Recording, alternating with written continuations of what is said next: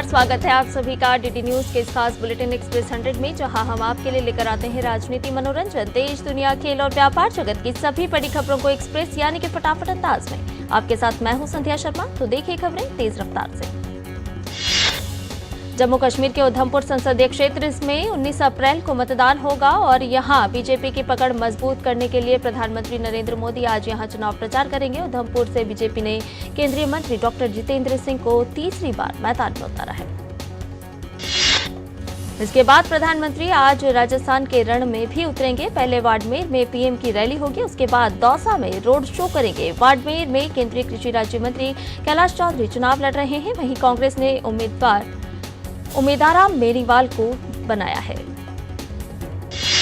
अब की बार 400 पार नारे के साथ ही पूरे देश में बीजेपी का धुआंधार प्रचार अभियान जारी है। भाजपा के वरिष्ठ नेता और स्टार प्रचारक अमित शाह आज उत्तर प्रदेश और तमिलनाडु के चुनावी दौरे पर रहेंगे। अमित शाह आज सबसे पहले उत्तर प्रदेश के मुरादाबाद पहुंचेंगे, जहां मुरादाबाद और संभल लोकसभा प्रत्याशियों के समर्थन में जनसभा करेंगे। भाजपा ने मुरादाबाद सीट से सर्वेश सिंह और संभल लोकसभा सीट से परमेश्वर लाल सैनी को मैदान में उतारा है। यूपी के बाद अमित शाह तमिलनाडु पहुंचेंगे, जहां वो आज शाम मदुरै में रोड शो कर बीजेपी उम्मीदवारों के पक्ष में माहौल तैयार करेंगे। भाजपा के वरिष्ठ नेता राजनाथ सिंह आज उत्तराखंड के चुनावी दौरे पर रहेंगे। राजनाथ सिंह आज सबसे पहले गढ़वाल के गौचर में भाजपा प्रत्याशी के समर्थन में एक जनसभा को संबोधित करेंगे। उसके बाद राजनाथ सिंह अल्मोड़ा के लोहाघाट और नैनीताल के काशीपुरा में चुनावी रैलियां करेंगे। मध्य प्रदेश के छिंदवाड़ा लोकसभा सीट को जीतने के लिए कोई भी पार्टी कमी नहीं छोड़ना चाहती है। भाजपा के राष्ट्रीय अध्यक्ष जेपी नड्डा आज मध्य प्रदेश के सीधी और छिंदवाड़ा में चुनावी जनसभा को संबोधित करेंगे। मध्य प्रदेश के बाद जेपी नड्डा महाराष्ट्र के गोंदिया में चुनावी रैली करेंगे। वहीं कांग्रेस के जीतू पटवारी भी विदिशा लोकसभा क्षेत्र से अपने प्रत्याशी प्रताप भानु शर्मा की नामांकन रैली को संबोधित करेंगे।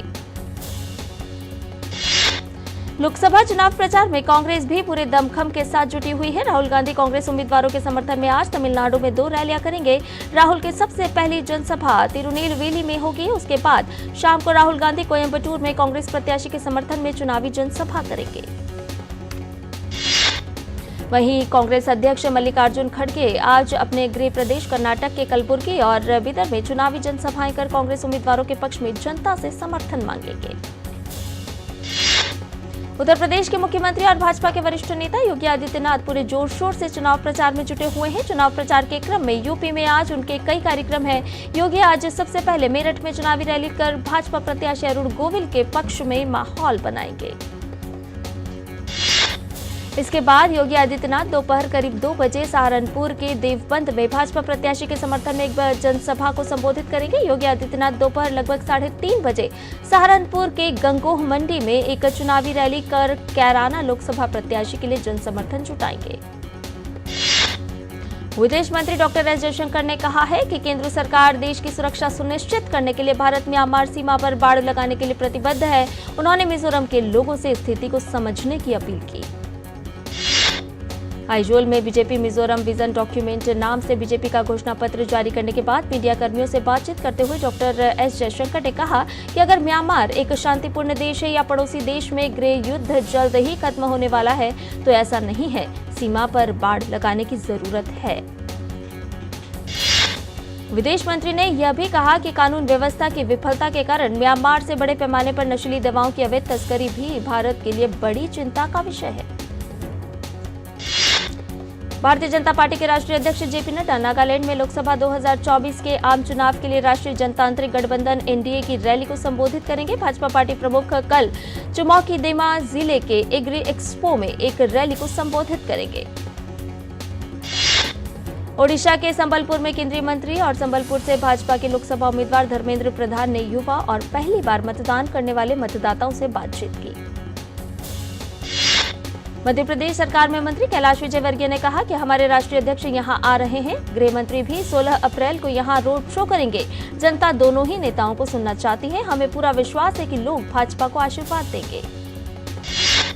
वहीं उत्तर प्रदेश में सपा प्रमुख अखिलेश यादव आज पीलीभीत में चुनावी रैली करेंगे। समाजवादी पार्टी ने पीलीभीत से भगवत सरन गंगवार को मैदान में उतारा है। पीलीभीत सीट से सपा उम्मीदवार का मुकाबला भाजपा के जितिन प्रसाद से है। बीएसपी सुप्रीमो मायावती आज उत्तराखंड में अपनी पार्टी का प्रचार करेंगी। मायावती हरिद्वार में चुनावी रैली को संबोधित करेंगी। इससे पहले कल मायावती ने महाराष्ट्र के नागपुर में सार्वजनिक रैली में कांग्रेस पर हमला करते हुए कहा कि कांग्रेस पार्टी की कथनी और करनी में अंतर है। चुनाव आयोग ने कहा है कि लोकतंत्र में सबसे आगे महिलाएं हैं। चुनाव आयोग ने बताया कि पुडुचेरी में माहे जिले के सभी 31 मतदान केंद्रों पर मौजूदा लोकसभा चुनाव में महिला मतदान अधिकारियों को तैनात किया जाएगा। निर्वाचन आयोग ने लोकसभा चुनाव के तीसरे चरण की अधिसूचना जारी कर दी है। इस चरण में 7 मई को मतदान होगा। तीसरे चरण में 12 राज्यों केंद्र शासित प्रदेशों में 94 संसदीय निर्वाचन क्षेत्रों के लिए वोटिंग होगी।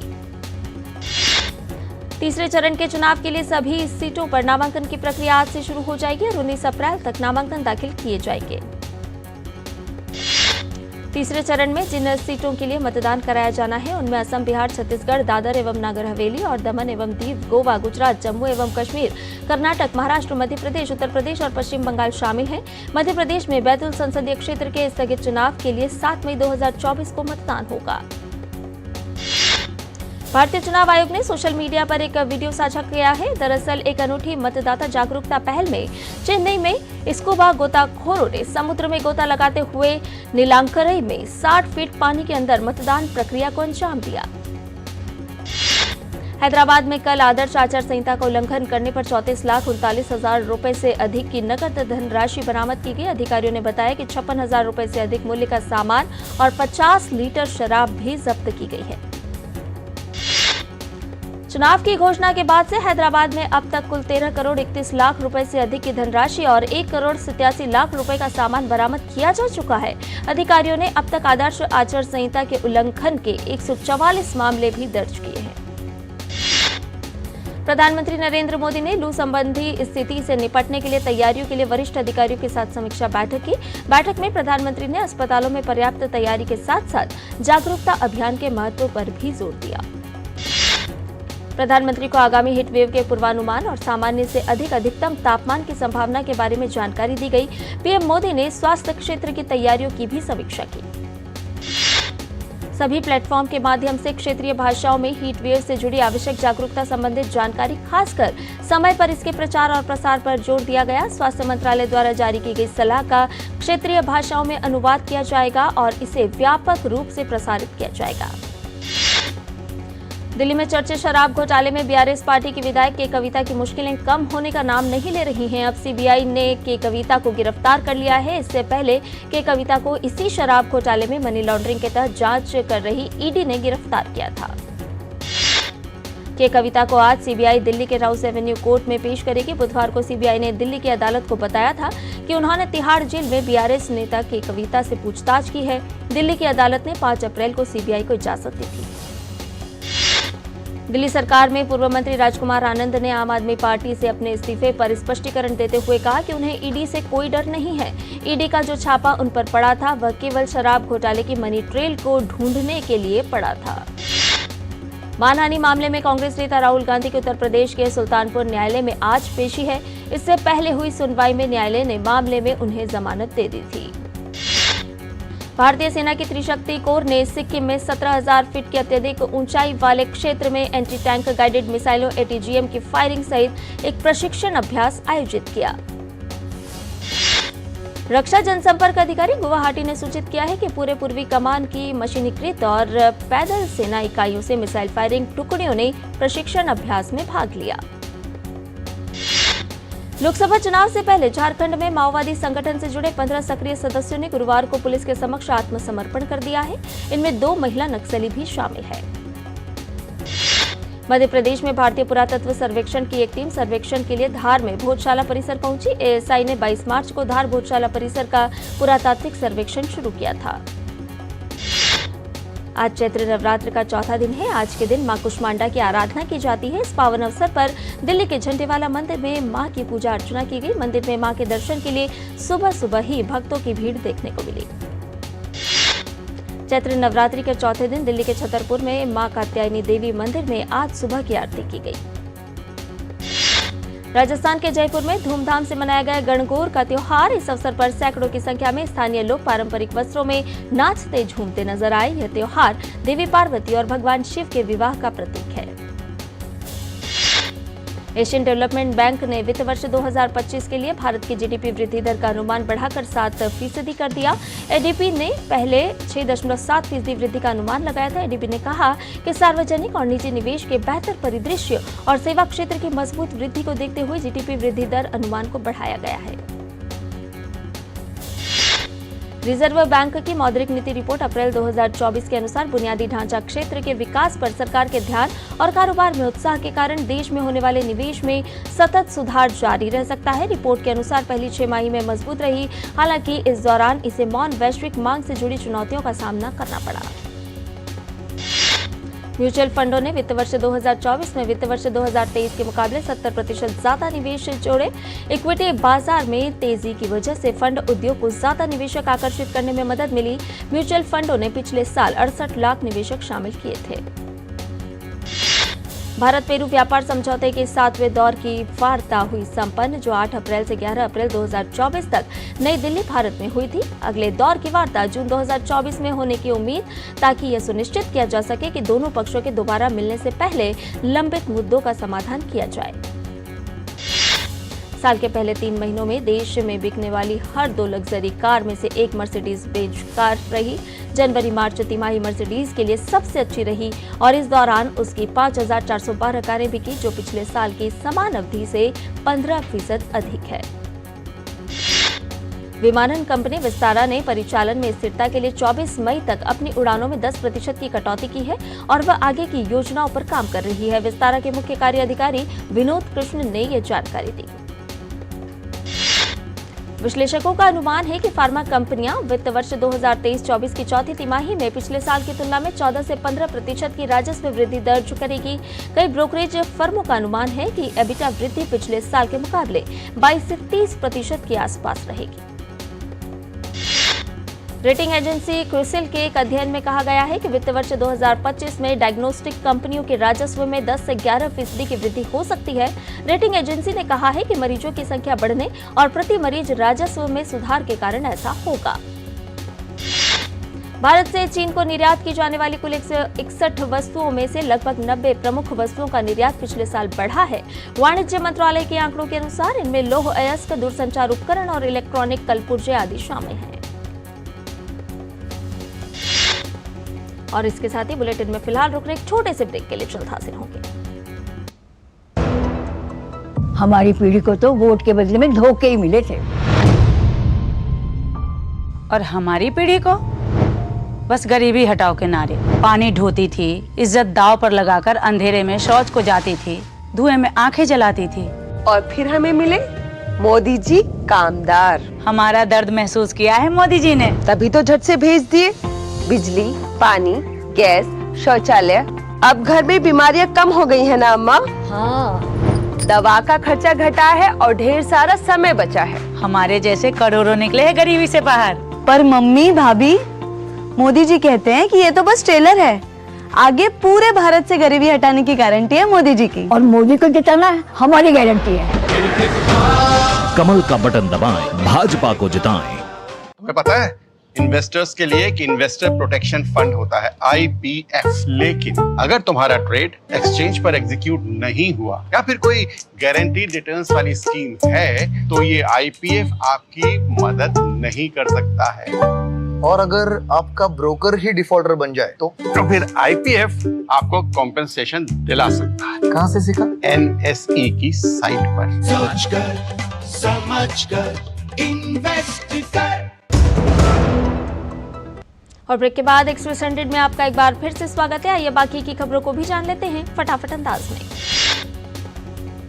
विदेशी पोर्टफोलियो निवेशक मार्च महीने के दूसरे पखवाड़े के दौरान FMCG, वाहन और वित्तीय शेयरों के बिकवाल रहे। प्राइम इन्फो बेस द्वारा एकत्रित आंकड़ों से पता चलता है कि FMCG शेयरों में 4,939 करोड़ रुपए मूल्य की बिकवाली हुई, जिसके बाद ऑटो, वित्तीय सेवा और कंज्यूमर ड्यूरेबल्स में सर्वाधिक बिक्री की गई। भारत की सबसे बड़ी बिजली बनाने वाली कंपनी NTPC लिमिटेड अपनी रिन्यूएबल यूनिट NTPC ग्रीन के लिए 1,000 करोड़ रुपए का IPO जल्द ला सकती है। फोनपे ने नेपाल के फोनपे नेटवर्क पर UPI को लोकप्रिय बनाने के लिए ई सेवा और होटल एसोसिएशन ऑफ नेपाल पोखरा के साथ साझेदारी की है।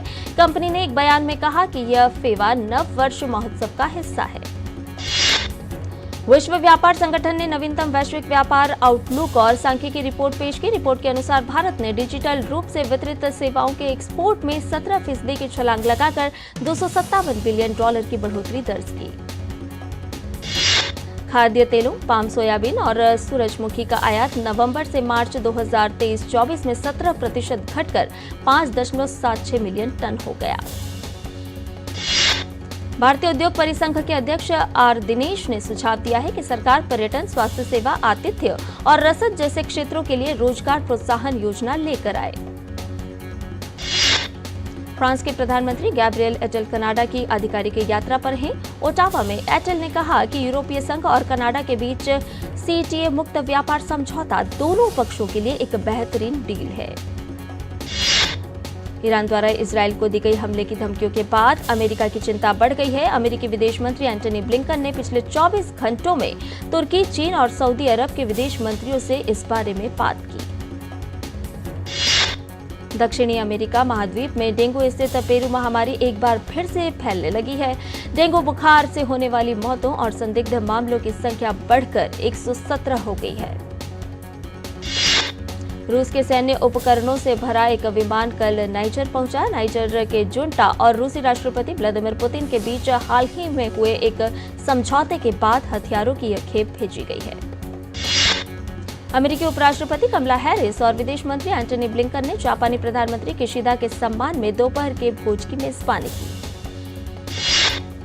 इजरायल के प्रधानमंत्री बेंजामिन नेतन्याहू ने कहा है कि इजरायल गजा के अलावा दूसरे मोर्चों पर भी जंग की तैयारी कर रहा है। इजरायली पीएम ने कहा कि हमला होने पर करारा जवाब देंगे।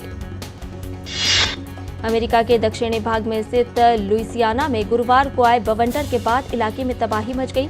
30,000 से अधिक घरों और व्यवसायों की बिजली गुल हो गई। अमेरिकी साइबर सुरक्षा और बुनियादी ढांचा सुरक्षा एजेंसी ने कहा है कि रूसी सरकार के हैकरों ने माइक्रोसॉफ्ट तक अपनी पहुंच का इस्तेमाल किया है। प्रमुख अमेरिकी एयरलाइंस और विमानन यूनियनों ने बाइडेन प्रशासन से चीन और अमेरिका के बीच अतिरिक्त उड़ानों की मंजूरी को रोकने का आग्रह किया है। रूस का ऑरेनबर्ग शहर बढ़ते जल स्तर से जूझ रहा है। रूस और कजाकिस्तान के प्रमुख नदियों के तट टूट गए हैं। प्रधानमंत्री नरेंद्र मोदी ने गेमिंग कम्युनिटी में सक्रिय लोगों से मुलाकात की और उनसे चर्चा की। इस दौरान उन्होंने गेमिंग तकनीक को समझने का प्रयास किया। इंडियन प्रीमियर लीग में आज दिल्ली कैपिटल्स और लखनऊ सुपर जॉयंट्स आमने सामने होंगे। ये मैच लखनऊ में खेला जाएगा। आईपीएल के इस सीजन में अंक तालिका में तीसरे स्थान पर मौजूद लखनऊ सुपर जॉयंट्स ने 4 में से 3 मैचों में जीत हासिल की है। वहीं दिल्ली कैपिटल्स ने अब तक 5 मैच खेले हैं, जिसमें से उसे महज 1 में जीत मिली है। वहीं आईपीएल में गुरुवार का दिन मुंबई इंडियंस के नाम रहा। मुंबई में खेले गए मैच में मुंबई इंडियंस ने रॉयल चैलेंजर्स बेंगलुरु को 7 विकेट से हरा दिया। आरसीबी ने निर्धारित 20 ओवर में 8 विकेट खोकर 196 रन बनाए। जवाब में मुंबई ने 15 ओवर 3 गेंद में 3 विकेट खोकर 199 रन बनाकर मैच अपने नाम कर लिया। मुंबई की जीत के हीरो ईशान किशन और रोहित शर्मा रहे। दोनों ने टीम को दमदार शुरुआत दिलाई। दोनों के बीच पहले विकेट के लिए 101 रन की साझेदारी हुई। मुंबई के लिए शानदार बल्लेबाजी करते हुए ईशान किशन ने 7 चौके और 5 छक्के के साथ 69 रन बनाए। वहीं हिटमैन 38 रन बनाकर पवेलियन लौट गए। किर्गिस्तान में चल रहे एशियाई कुश्ती चैंपियनशिप के पहले दिन ही भारतीय पहलवानों ने 3 पदक अपने नाम कर लिए। फ्री स्टाइल इवेंट में उदित ने रजत पदक जीतने में सफलता पाई।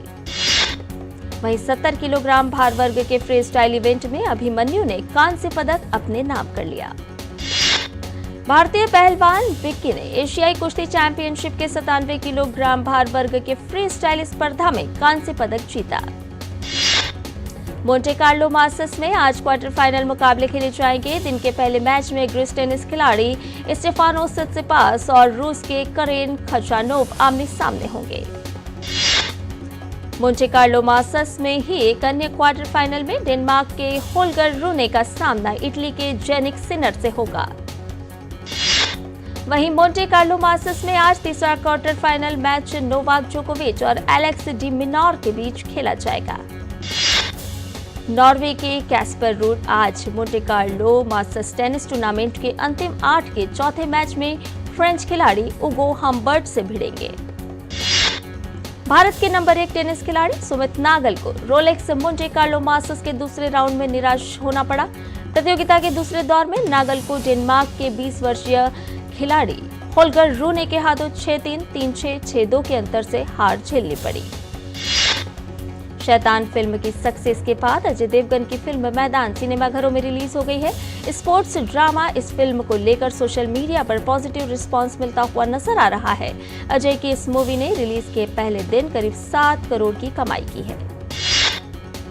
2024 कान फिल्म फेस्टिवल का लाइनअप हुआ रिलीज। फेस्टिवल के निदेशक थियरी फ्रेमॉक्स और अध्यक्ष आइरिस नोब्लोच ने प्रतियोगिता से लेकर अनसर्टेन रिगार्ड तक कई वर्गों में इस साल की फिल्मों का अनावरण किया। कान का 77वां संस्करण 14 से 25 मई को कोटे डिजूर में आएगा। 77वें कान फिल्म महोत्सव के लिए आधिकारिक चयन का खुलासा हो गया है। प्रतियोगिता में 19 फिल्में शामिल हैं। माइकल जैक्सन की मौत के 15 साल बाद अब उनकी बायोपिक आ रही है, जिसमें पॉप लीजेंड माइकल जैक्सन की उतार चढ़ाव भरी जिंदगी के साथ साथ विवादों से भी दर्शकों को रूबरू कराया जाएगा। गुरुवार को लास वेगास में लायंस गेट के सिनेमा कॉम 2024 में माइकल जैक्सन की बायोपिक माइकल का फर्स्ट लुक दिखाया गया।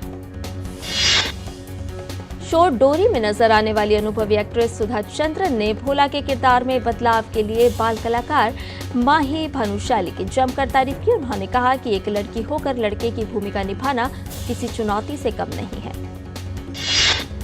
ईद के मौके पर बॉलीवुड के दिग्गज स्टार धर्मेंद्र ने दिलीप कुमार के साथ एक तस्वीर शेयर की। तस्वीर के कैप्शन में उन्होंने लिखा, ईद मुबारक।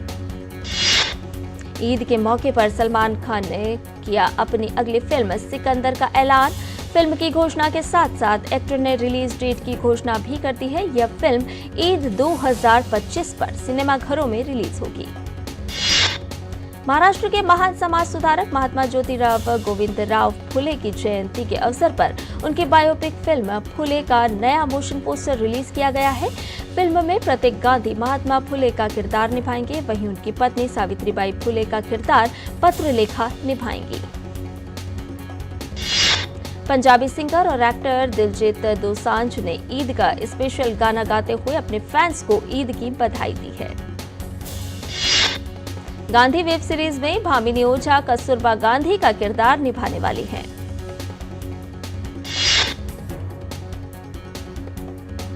बिग बॉस ओटीटी सीजन 3 शुरू होने वाला है। कंटेस्टेंट्स की लिस्ट में शिजान खान, दलजीत कौर, शहजाद धामी और प्रतीक्षा होनमुखे के नाम सामने आ रहे हैं। मुनव्वर फारूकी का एक वीडियो वायरल हो रहा है, जिसमें वे एक रेस्टोरेंट के मालिक पर चिल्ला रहे हैं। मीडिया रिपोर्ट्स के मुताबिक मुनव्वर फारूकी को रेस्टोरेंट में आमंत्रित किया गया था, लेकिन वह पास के दूसरी जगह पर खाना खाने चले गए, जिसके बाद दावा किया गया है कि रेस्टोरेंट के मालिक और स्टाफ ने मुनव्वर फारूकी पर अंडों से हमला कर दिया। कार्तिक आर्यन ने कोलकाता से एक फोटो शेयर की है। इस तस्वीर में कार्तिक भूल भुलैया 3 के रूह बाबा के अवतार में कोलकाता की सड़कों पर पोज देते हुए नजर आ रहे हैं। दिलजीत दोसांझ ने मार्च में मुंबई में अपने कॉन्सर्ट में एड शीरन के साथ लाइव परफॉर्म किया था। इसे लेकर उन्होंने बताया कि एड शीरन के पंजाबी में गाने का मेरा विचार नहीं था, वह बहुत उत्साहित थे। अंकिता लोखंडे ने इंस्टाग्राम पर अपनी शादी की 6ठी सालगिरह के जश्न की कुछ झलकियां शेयर की हैं। नेशनल पेट डे के अवसर पर एक्ट्रेस शिल्पा शेट्टी कुंद्रा ने अपने पालतू जानवरों ट्रफल और सिम्बा के साथ एक मनमोहक वीडियो शेयर किया है। राष्ट्रीय पुरस्कार विजेता कृति महेश अनुपम खेर द्वारा निर्देशित फिल्म तन्वी द ग्रेट में कोरियोग्राफी करेगी। संजय लीला बंसाली की हीरा मंडी द डायमंड बाजार सीरीज की हर ओर चर्चा है। हीरा मंडी में मनीषा कोइराला और सोनाक्षी सिन्हा ने बेशकीमती पोशाक पहनी है, जिन्हें बनाने में 2 साल का समय लगा है। और इसके साथ ही एक्सप्रेस न्यूज में फिलहाल इतना ही। हमें दीजिए इजाजत, लेकिन डीडी न्यूज पर खबरों का सिलसिला लगातार जारी है। नमस्कार।